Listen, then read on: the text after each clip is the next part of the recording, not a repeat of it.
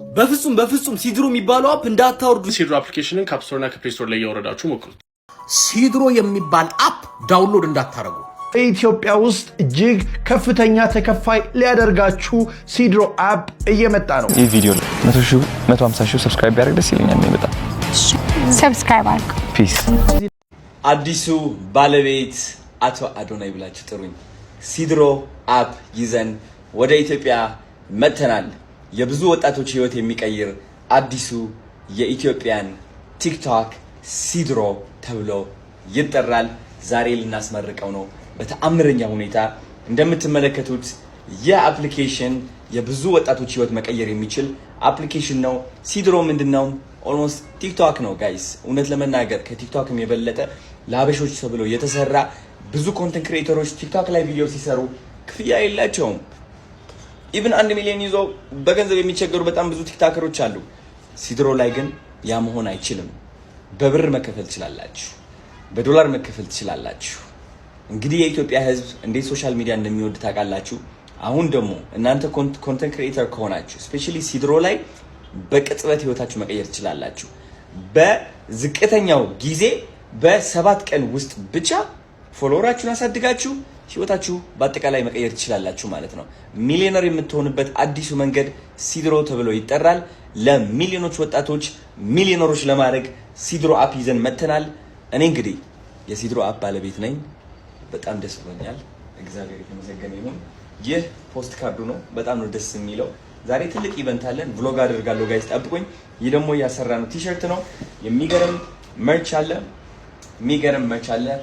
ሲድሮ you got the logo here. even የስልክ ስቲከሮችም አሉን። በጣም ተአምር ይዘንላችሁ ነው የመጣነው። ሲድሮ ዋተር ቦትል። እንግዲህ እነዚህ ነገሮች ጊቫዌይ ይሰጣለሁ ጋይስ፣ ጠብቁ። ኮሜንት ላይ ጻፉልኝ ጊቫዌይ ፈልጋለሁ ብላችሁ። እኛ እየሰራን ያለ ነው፣ እናንተም እንድትሰሩ ፈልጋለሁ። ግን ደግሞ ቪዲዮ መፖስት ብቻ ሳይሆን ሀብታም እንድትሆኑ ፈልጋለሁ። ቪዲዮ እየደነሳችሁ ቪዲዮ ለቃችሁ ሰው ወዷችሁ ብር ቲፕ እንዲያደርጋችሁ ፈልጋለሁ። ልክ እንደ ቲክቶክ ማለት ነው። ኦ ናይስ 10 ብር ቲፕ፣ ናይስ 50 ብር ቲፕ። ለአንድ ሰው 10 ብር ያን ያህል ብዙ አይደለችም። ግን ደግሞ 5000 ተከታዮች ካሏችሁ ከነዚህ 5000 ሰዎች 2000 ተከታዮች 10 ብር ከሰጧችሁ እና ጊፍት ካደረጓችሁ ከዚህ በላይ ምን አለ? ስለዚህ ቲክቶክ ላይ ምን ትሰራላችሁ? ወደ ሲድሮ አፕ ኑና ህይወታችሁ ቀይሩ። እወዳችኋለሁ። ቻው።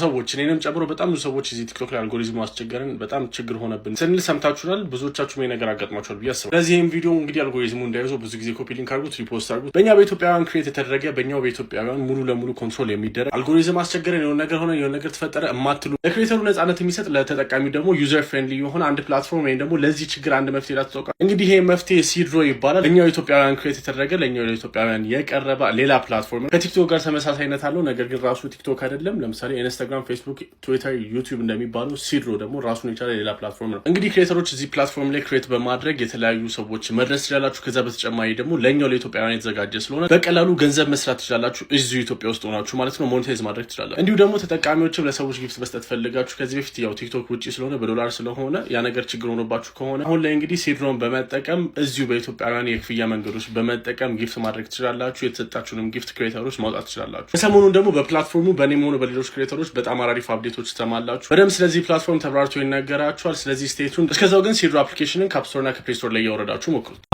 ይህንን የሚሰማ በሙሉ ሼር እንዲያደርገው ትልቅ ማስጠንቀቂያ ነው። አዶናይን ኢንሳ የደህንነት ኢትዮጵያ ውስጥ ያለው ኢንሳ አስገድዶታል። ምን ብሎ? ሲድሮ የሚባል አፕ አስተዋውቅ ብለውት ነው። ሲድሮ በኢንሳ የደህንነትና በቻይናዎች የተሰራ አፕ ነው። እሱን ኢትዮጵያ ውስጥም ከኢትዮጵያ ውጭ ያላችሁ ዳውንሎድ አደረግክ ማለት መረጃዎችህን በሙሉ ኢንሳ ሀክ ያደርገዋል ማለት ነው። ለአደጋ ነው ራስን የምታጋልጠው። እያንዳንዱ መረጃህን ኦልሬዲ ኢንሳ እጅ ይገባል። ሲድሮ የሚባል አፕ ዳውንሎድ እንዳታረጉ። አዶናይ ምንም ማድረግ አልቻለም፣ አይችልም። ካስፈር ልክ ከዚህ በፊት 15 ሚሊዮን ለትግራይ ሰበሰበ፣ በድርቅ ለተጎዱ ለአደጋ መከላከል ዝግጁነት ስጥ አሉት፣ ሰጠ። ምንም ማድረግ አይችልም። አሁንም አዶናይ መጥፎ ነው አይደለም፣ አድርግ ብለውታል፣ እያስተዋወቀ ነው። እኛ ግን ሾልኮ በደረሰን መረጃ እሱን ዳውንሎድ አደረክ ማለት ራስን ቅርቃር ላይ መረጃህን አደጋ ላይ ነው የምትከተው። ዳውንሎድ እንዳታረጉ ተጠንቀቁ ለማለት ነው። ስልካችሁ ላይ ተአምር ሊፈጠር ነው። ይህን ሰምታችኋል። ሲድሮ አፕ እየመጣ ነው። ሲድሮ አፕ እንደ ቲክቶክ አይነት ፕላትፎርም ወደ ኢትዮጵያ ገበያ ሊቀላቀል ቀናት ቀርተውታል። ይህ ደግሞ ለሁላችንም እጅግ አስደሳች ዜና ነው። በኢትዮጵያ ውስጥ እጅግ ከፍተኛ ተከፋይ ሊያደርጋችሁ ሲድሮ አፕ እየመጣ ነው። ያልሰማችሁ እስቲ ስለ ሲድሮ አፕ የተወሰነ መረጃ ልስጣችሁ። ሲድሮ አፕ በኢትዮጵያን ባለሙያዎች የተሰራ ላይክ እንደ ቲክቶክ አንድ ፕላትፎርም ሲሆን በዶላርም ሆነ በኢትዮጵያ ገንዘብ መከፈል የሚያስችል ለኢትዮጵያኖች የተሰራ እጅግ ዘመናዊ አፕሊኬሽን ነው። ለበርካታ ኮንቴንት ክሬተሮች አስደሳች ነው። ይህም ዜና ለአንተም አስደሳች ነው። ምክንያቱም ይህን ፕላትፎርም በመጠቀም በአጭር ጊዜ ተከፋይ መሆንና ሚሊዮነር መሆን ትችላለህ፣ ካወቅበት ማለት ነው። ቲክቶክን ሲጀምሩ አብሬ በጀመርኩ እያልክ ከነበረ ሲድሮ ሲጀምሩ አብሬ ልጀምር ብለህ አንተም እንድትጀምር እድሉ ተሰጥቷል። ለዚህ ምን ያህል ዝግጁ ናችሁ? ኢንሳ ኮንትሮል የሚያደርገው አፕ ነው። መልእክቱንም ወሬውንም ንግግሩን። አሁን ቲክቶክ መልእክቶቻችንን ኮንትሮል ያደርጉታል አይደል? የቲክቶክ በእንትኖች ክሬተሮች የሚፈልጉትን ዋርኒንግ ያደርጋሉ፣ ባን ያደርጋሉ፣ ማይፈልጉትን ቪዲዮ ያስወጣሉ፣ የሚፈልጉትን ያስገባሉ፣ ምን ያደርጋሉ? የፈለጉትን ማለት። ይሄ ደግሞ ኢንሳ ነው መልእክትህን የሚቆጣጠረው። መልእክትህን መቆጣጠሩ ባን ማድረጉ ዋርኒንግ አይደለም። ስልክ ውስጥ ያለውን ሚስጥር መረጃ እንዲወስድብህ አታድርግ። ስምህን፣ ስልክህን፣ ኢንፎርሜሽንህን፣ የባንክ አካውንትህን፣ ፎቶግራፍ፣ ቪዲዮ፣ ማይክህን፣ ወሬህን ተጠንቀቅ። ምታወራን ሁላ ቪዲዮን ኤኒታይም ተርን ኦን ያደርጉልሃል። ይህንን ዳውንሎድ አድርግና አለቀ። ዳስ ለጥንቃቄ እንዲረዳ ነው ነግረናል። ኢትዮጵያዊ በአጭር ቪዲዮ ቲክቶክ ላይ መልእክቱን ሪከርድ አድርጊያለሁ። ማሰራጨት የእናንተ ጉዳይ ነው። በኋላ ማንንም ብሌም እንዳታረጉ። ስለዚህ ነገር ዛሬ ቪዲዮ መስራት አልፈለግኩም። ምክንያቱም ያው አፕሊኬሽኑን በትክክል ስላላየሁት፣ ግን በጣም ብዙ ሰዎች እየጠየቃችሁ ነበረ። በኢንቦክስም በኮሜንትም የሆነ ሰዓት ላይቭ ገብቼ ማአት ሰዎች ስለ ሲድሮ ምን ታስባለህ፣ እውነት ይከፍላል ብለህ ታስባለህ ወይ የሚል ጥያቄ እየጠየቃችሁ ነበረ። ግን ያው አፕሊኬሽኑ ገና ላውንች ስላልተደረገ አሁን በዚህ ሰዓት ቪዲዮ መስራት አልፈለግኩም ነበር። ግን እስካሁን ባሉኝ መረጃዎች ይሄ ነገር ሪሊ ሊሆን ይችላል ወይ፣ ኢትዮጵያ ውስጥ አፕሊካብል መሆን ይችላል ወይ የሚለውን በሚመለከት የኔን ሀሳብ ለመናገር ነው። ይሄ ሲድሮ የሚባል አፕሊኬሽን ዛሬ ተመርቋል። አፕሊኬሽኑ ገና ላውንች አልተደረገም፣ ግን ተመርቋል እና እስካሁን ባለኝ መረጃ መሰረት ይሄ አፕሊኬሽን ኢትዮጵያ ውስጥ ያሉ ኮንቴንት ክሬተሮች ቪዲዮ በሚሰሩበት ጊዜ ክፍያ በኢትዮጵያ ብር ጭምር የሚያገኙበት ፕላትፎርም ነው የሚል ነገር ተሰምቷል። ቴንኪዩ ማለት ፈልጋለሁ። ለኮንቴንት ክሬተሮች ጌም ቼንጀር ሊሆን ይችላል። አሁን ምን ልላችሁን የመጣሁት ይሄ አፕሊኬሽን በትክክል ሊከፍል ይችላል ወይ እና ደግሞ እናንተ ራሳችሁ ገንዘብ ለማግኘት ምን ማድረግ አለባችሁ? ኤግዛክትሊ ማድረግ ያለባችሁ ነገር ነው ምነግራችሁ ማለት ነው። ሶሻል ሚዲያ ላይ በዋነኝነት ሁለት አይነት ገንዘብ ማግኛ መንገዶች አሉ። አንደኛው እንግዲህ ፋን ቤዝድ ሞኔታይዜሽን ይባላል። አሁን ቲክታክ ላይ እንዳለው ሰዎች ተጠቃሚዎች ራሳቸው ለሚወዱት ሰው ከኪሳቸው ገንዘብ አውጥቶ የሆነ ሳምቲንግ ገዝተው ይሰጧቸዋል እና ይሄ ከተመልካቹ ኪስ ቀጥታ ወጥቶ ወደ ክሬተሩ ወደ ኮንቴንት ክሬተሩ የሚገባ ገንዘብ ነው። ሁለተኛው አይነት በጣም ኮመን የሆነው ገንዘብ ማግኛ መንገድ ደግሞ አድ ሬቬኒው ይባላል። አድ ማለት እንግዲህ ማስታወቂያ ነው። ስለዚህ ማስታወቂያ የሚያሰሩ ድርጅቶች ቪዲዮቸው የሆነ ሰዓት ላይ ይገባል፣ ወይም እዛ ቪዲዮም ላይ ሊሆን ይችላል። ያ ቪዲዮ ከመምጣቱ በፊት የሆነ ማስታወቂያ ይገባና ያ ማስታወቂያ ስለገባ ያ ድርጅት ይከፍላል። ያ ፕላትፎርም ከዛ ኮንቴንት ክሬተር ጋር ሬቬኒው ሼር ያደርጋሉ፣ ገንዘብ ሼር ያደርጋሉ፣ ድርጅቱ የከፈለውን ነገር ማለት ነው። ዩቲዩብ ላይ ዋነኛው የገቢ ማግኛ መንገዳችን እሱ እንደሆነ ታውቃላችሁ። ስለዚህ አሁን ኢትዮጵያ ውስጥ ከሁለቱ የትኛው ሞስት ፕሮባብሊ ሊሆን ይችላል የሚለውን በሚመለከት እስካሁን ባለኝም መረጃ መሰረት እንደ ቲክቶክ ሆኖ ግን ሰዎች ከሚሰጡት ገንዘብ ላይ 70% 60% ነው ቲክታክ የሚቆርጠው እንደሚታወቀው። ግን ይሄኛው ፕላትፎርም 30% ነው የሚቆርጠው፣ 70%ን ለክሬተሩ ይሰጣል የሚል ነገር አይቻለሁ። ሚሆን ከሆነ ይሄም አሪፉ ሞኔታይዜሽን መንገድ ነው። ግን እኔ በጣም አስቸጋሪውና ግን አንዴ ከተጀመረ በጣም አዋጭ የሆነው አድ ሬቬኒው የሚባለው ነው። እሱ ደግሞ ምንድነው?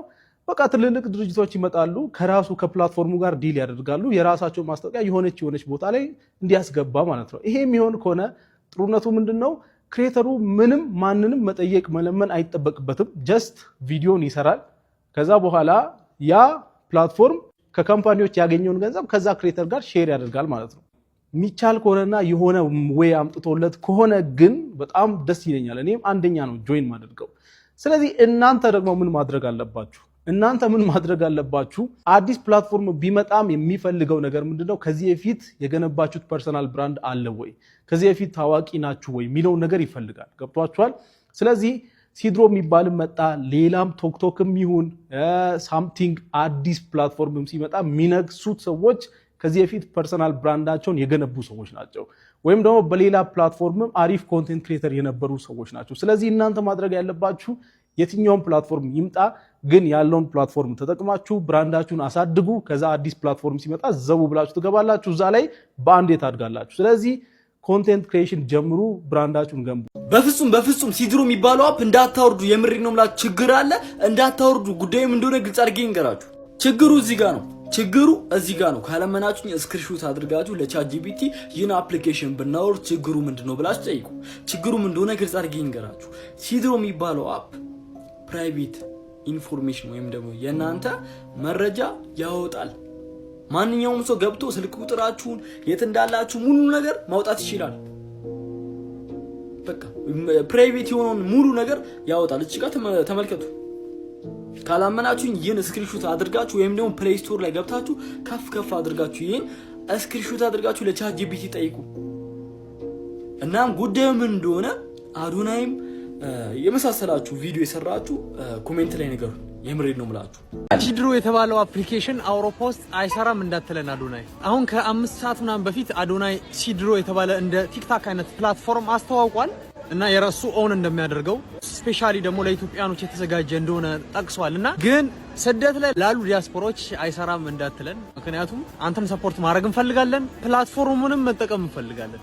በኢትዮጵያኖች የተሰራ ይሄ በጣም ያኮራ ነገር ነው። አዶናይን ኢንፍሉዌንስ ማለት በጣም እየተመለከተ ነው። ዓለም አቀፍነቱን በደንብ ሊያሳየን ይመስለኛል። ግን ላይክ አስቴት መሰጠ ነገር አዶናይ ሼር የምታደርገውን ነገር ኢትዮጵያ ውስጥ ላሉ ሰዎች ብቻ ፎከስ አታደርግ። ምክንያቱም ውጪ ላይ ያለን እኛ ዲያስፖራዎች በደንብ ነው የምንከታተልህ፣ በደንብ ነው የምንመለከተና አንተ መሰራቸውን ነገሮች እኛንም እንዲያማክል እንፈልጋለን። ስለሆነም ስለ ፕላትፎርሙ ዲቴይል በደንብ እንጠብቃለን። ዲያስፖራዎችም እንደሚያማክል ተስፋ አደርጋለሁ። በጣም ደስ ብሎኛል ለእድገትህ ለለውጥህ እና ኮንግራትስ ማለት ፈልጋለሁ ወንድሜ። የሚገርምህ ገና አፕሊኬሽኑን እንዳስተዋወቀው አውቶማቲካሊ አፕ ስቶር ላይ ገብቼ ነበረ ዳውንሎድ ላደርግ የሞከርኩ። ዊ ካን ዌይት ፎር ዩር አፕሊኬሽን። እናገር በፊት እንደምትቃወሙ እርግጠኛ ነኝ። ተቃወሙ፣ ምንም ችግር የለም። ግን ስድሮ ብሎ አዶናይ አዲስ ኩባንያ ከፍቼላቸዋለሁ የኢትዮጵያ ቲክቶክ በሚሊዮን የሚቆጠሩ ሰዎች ሚሊዮነር አረጋለሁ ብሎ አዲስ አፕሊኬሽን ዞላችሁ መጥቷል። ስድሮኒክ የኔ ነው እያለ ነው፣ የሱ ኩባንያ ነው እያለ ነው። የሱ ነው አይደለም ቸክ እናደርጋለን። ስድሮ ምን ማለት እንደሆነ ደግሞ እስኪ ዴፊኒሽኑን እንመልከት። እኔ ስድሮን መጀመሪያ የሰማሁት በረከት ተስፋዬ የሚባል እንደ ሴት እየለበሰ ኮንቴንቱ ሁሉ የግብረ ሰዶምን አይዲዮሎጂ የሚያስተላልፍ ሰው ይህ ሰውዬ ነው ይህን ነገር ሲያራምድ ያየሁት። ግን ስድሮ ምን ማለት ነው? እዚህ ጋር እንደምትመለከቱት ስድሮ በሽታ ያለበት ሲመስል በቂጡ ምን እያስገባ እንደሆነ እነዚህ አሁን ሰብልምኖ ሜሴጅ ናቸው። ወንድ ልጅ ቂጡን እንደዚህ በአደባባይ እንትን እያደረገ የሚሰራ ከሆነ ሁሌ የልጅ እንደ ሴት ነው የሚሰራውና የስድሮ ኩባንያን አስተዋዋቂ ማለት ነው ዋናው። አሁን ግን አዶናይ ቴክ ኦቨር እያደረገ ነው። በረከት ተስፋዬ ማለት እንግዲህ ተመልከቱት የሚሰራው ነገር ሁሉ እንዳለ ግብረ ሰዶምን የሚያስተዋውቅ ኢትዮጵያ ውስጥ ባጠው በጣም በሚሊዮን የሚቆጠር ፎሎወር ያላቸው አብዛኛዎች ግብረ ሰዶምን የሚያስተዋውቁና ግብረ ሰዶም የሆኑ ወይም ደግሞ የግብረ ሰዶም ጓደኛ የሆኑ ሰዎች ናቸው ኮንቴንታቸውን ቪዲዮአቸውን በደንብ እንዲታይ የሚደረገው። አሁን ግን ያው አዶናይ ሁሉ ነገር አሁን ለአዶናይ ስለሚሰጠው አዶናይ የኔ ነው ብሎ እየዋሻችሁ ነው። የሱ አይደለም፣ እሱ ክሬተር አላደረገውም። ግን ምን ማለት ነው? ስንድሮ ማለት ምን ማለት ነው? እስኪ እንመልከተው እስኪ። A syndrome, often misspelled as a syndrome, is a collection of or group of medical signs and symptoms that occur together, characterized a specific identifiable pattern of a disease, disorder, or condition. Derived from the Greek word for running together, it refers to symptoms that coexist, typically indicates a common underlying cause or increased risk. Key aspect of a syndrome or a SIDRO. Definition: it is a set of concurrent behavior, emotional or physical symptom. Origin: the terms come from the Greek syn, together, and prodromos are running, meaning symptom running together. Example common, example includes Down syndrome, irritable bowel syndrome, chronic fatigue syndrome, and metabolic syndrome. ቲክቶክ ራሱ የሳይኮሎጂካል ዌፐን መጠቀሚያ እንደሆነ ታውቃላችሁ አይደል? ራሳችሁን ካላወቃችሁ እኮ በጣም ብዙ ነገር ለዚህ ነው አገራቶች እየተጣሉበት ያለው። ለዚህ ነው አሜሪካ መግዛትም ያለበትና ኢትዮጵያ ውስጥ የገባው ሲድሮ የሚለው ሙቭመንት ምን ለማድረግ ነው? ህዝቡን ወደ ደረጃ ለመውሰድ ነው። ይህን ነገር መጠንቀቅ አለባችሁ።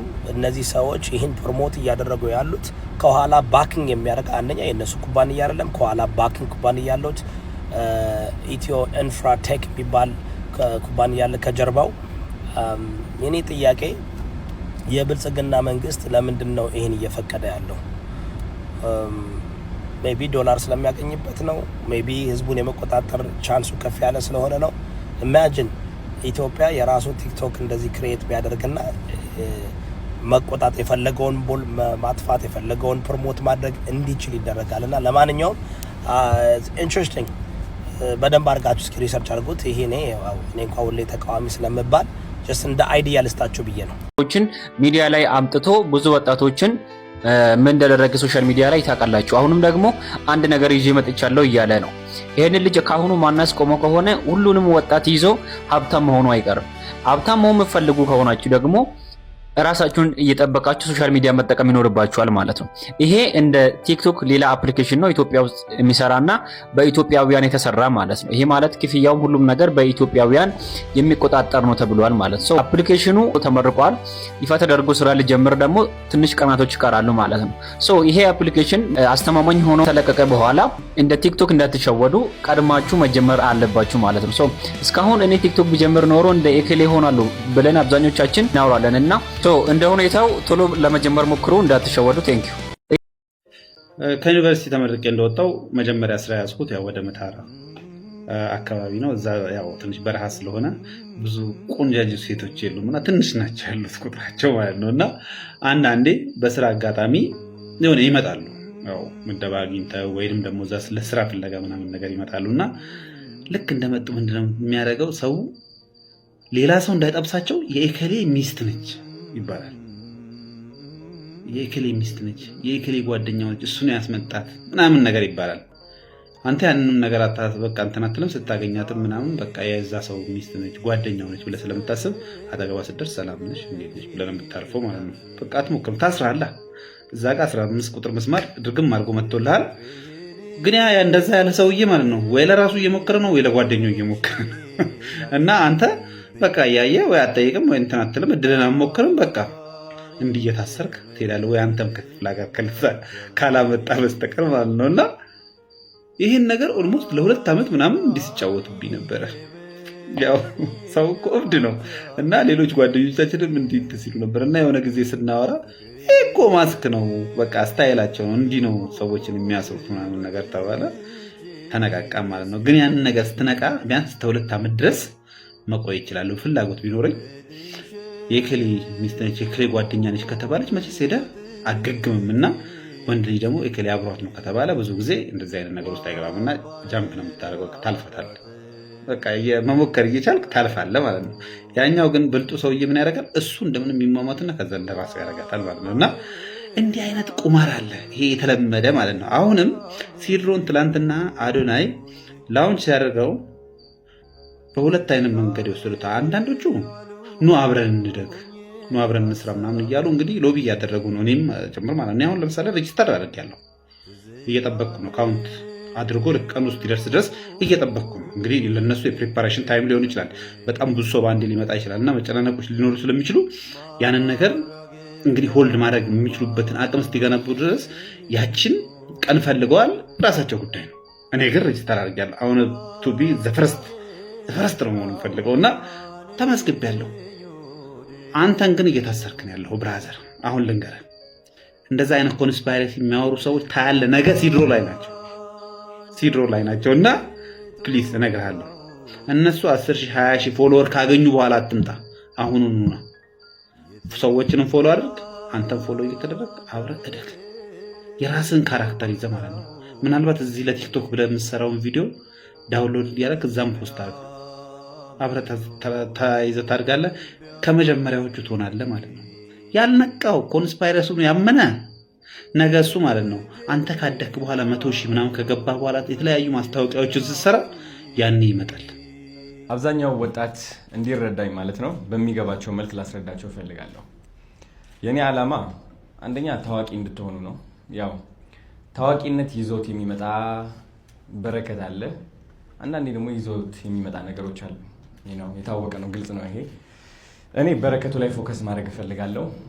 ህይወት ሁሌም ቀንና ጨለማ ነች፣ ተቃራኒ ነገር አላት። ስለዚህ በረከታችን ላይ ፎከስ ባረግን ቁጥር በረከቱ ዳብል እጥፍ እየሆነ ነው የሚመጣው። ብዙ ወጣቶች ፍላጎታቸው በዚህ ዘመን ምንድነው? አንደኛው ያው ገንዘብ ነው። ታዋቂነት አለ። ታዋቂነት የሚመጣው ደግሞ በአዋቂነት ነው። የምታደርገውን ነገር ማታውቅ ከሆነ እንግዲህ ታዋቂ መሆን አትችልም። እኔ ማውቀው ነገር አለ፣ ለዛም ነው ታዋቂ የሆንኩት፣ በዛ ማውቀው ነገር ማለት ነው። ገንዘብ መስራት በቲክቶክ በጣም በጣም በጣም ቀላል የሆነበት ጊዜ ላይ ነን ያለ ነው። እኔ ቲክቶክ ስልጠና ስሰጥ፣ ኮንተንት ክሪኤሽን ክላስ ስሰጥ በአፍሪ ቱቶርስ ማለት ነው ዝም ብላችሁ ተምራችሁ ቪዲዮ መቅረጽ ጀምራችሁ በዛው እንድትሄዱ አይደለም። የኔ ዓላማ ቲክቶክ ተምራችሁ ኮንተንት ክሪኤሽን ተምራችሁ ከዛ መጨረሻ ከፍተኛ ተከፋይ እንድትሆኑ ነው። ቢዝነስ ከሆናችሁ እንዴት አድርጋችሁ የእናንተ ቢዝነስ አሁን ለምሳሌ 22 ወይም የሆነ ሰፈር ብትሄዱ ስንት ስልክ ቤቶች ነው ያሉት? በጣም ብዙ ስልክ ቤቶች አሉ። የተለያየ ስም ያላቸው የተለያየ ንግድ ፍቃድ አላቸው አይደለ? ከነዚህ ስልክ ቤቶች የሚለየህ አንድ ነገር ምንድን ነው? በምንድን ነው የምትለየው? ወይም ደግሞ ልብስ የምትሸጥ ከሆነ ምንድን ነው የምትለየው? አብዛኛው ሱቆች ከቱርኪ ነው የሚያስመጧቸው ልብሶቻቸው።